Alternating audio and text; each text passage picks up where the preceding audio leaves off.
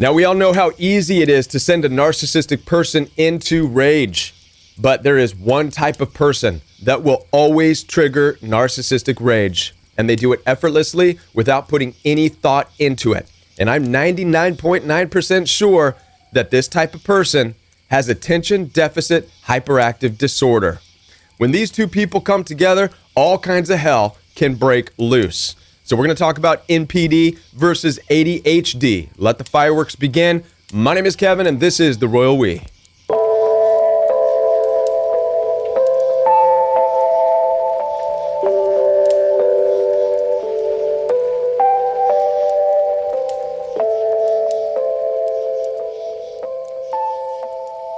Before we get into this very important message about NPD versus ADHD, I want to let you know that I'm here for one-on-one support. Down in the description box, you will find access to my calendar where you can schedule some one-on-one time with me, and I look forward to talking with you.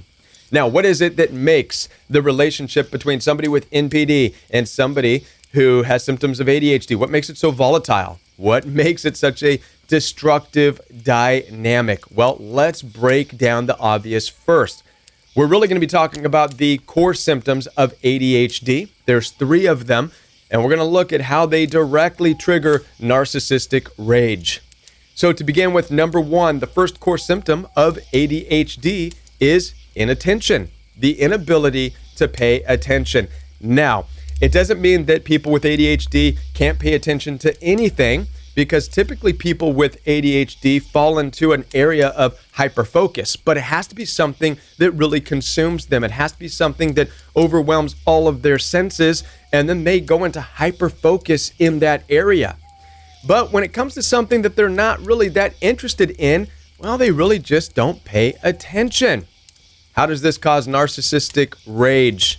Well, it's obvious. People with NPD have a grandiose sense of self-worth. They stand on a pedestal that makes them feel superior. What is this pedestal built on? What is the foundation of NPD?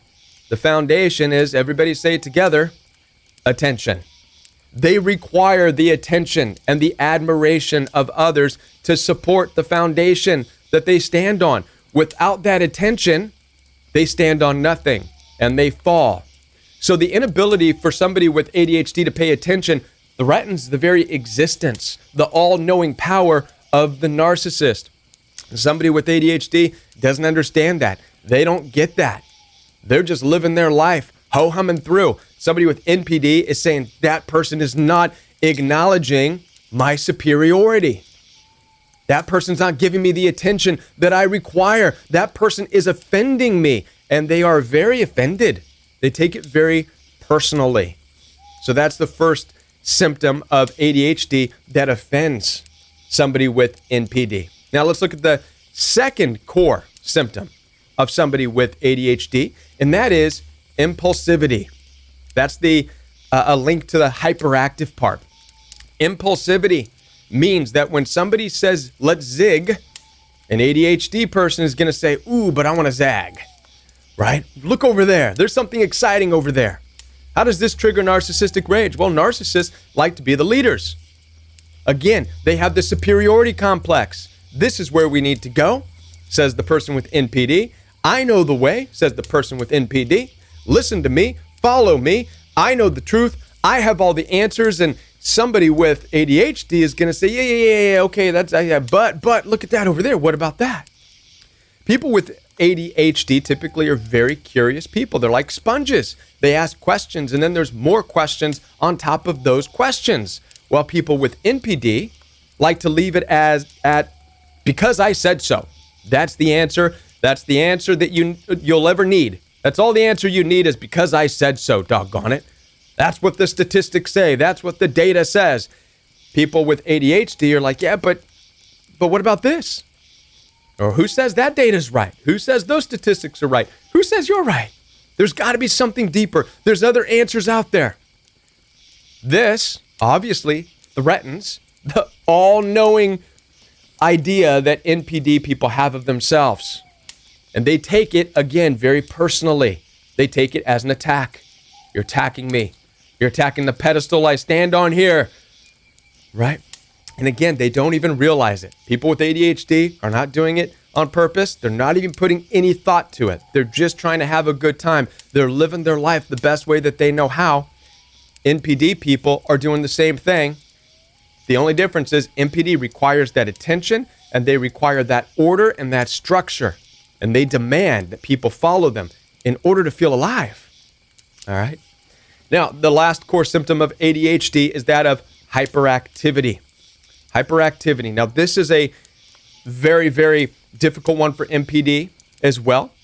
Hyperactivity means that they are very energetic and they're able to dart from one thing to another. So you will see people with ADHD typically dancing around, social butterflies, if you will, which right away takes attention away from the NPD person, right? The narcissist is not getting that attention. They're not the everything that they feel they should be to the person with ADHD, right? They feel neglected. They feel like their superiority is not being acknowledged. They're watching somebody with ADHD dance around, having fun with other people, or even on their own. It's very typical to see somebody with ADHD be perfectly self-content, out picking flowers and daisies, looking at the clouds. Ooh, that one looks like an airplane. That one looks like a teddy bear. Ooh, look at that bird.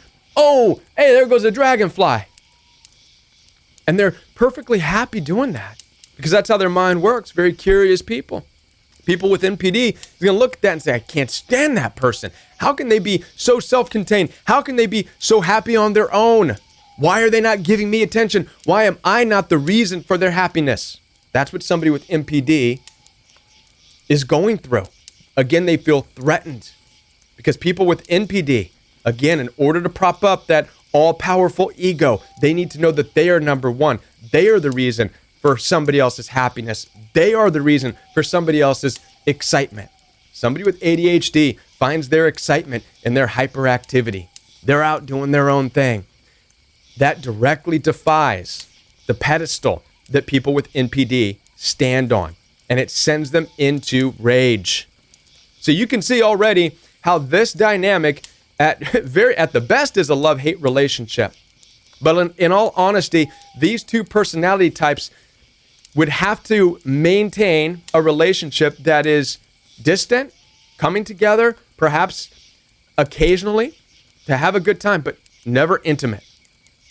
Not without an extreme amount of work and understanding that people with NPD wouldn't be willing to go through. Lots of counseling, lots of therapy to get them to understand that they don't need to be number one all the time. They don't need to be the superior one all the time, and they need to let people go to experience life the way they want to experience life. Despite, and people with NPD have a very difficult time doing that. They really believe they know everything and they have all the answers, right?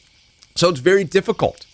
People with ADHD would have to have a lot of therapy and a lot of sessions to be able to calm themselves down and be able to pay attention, right?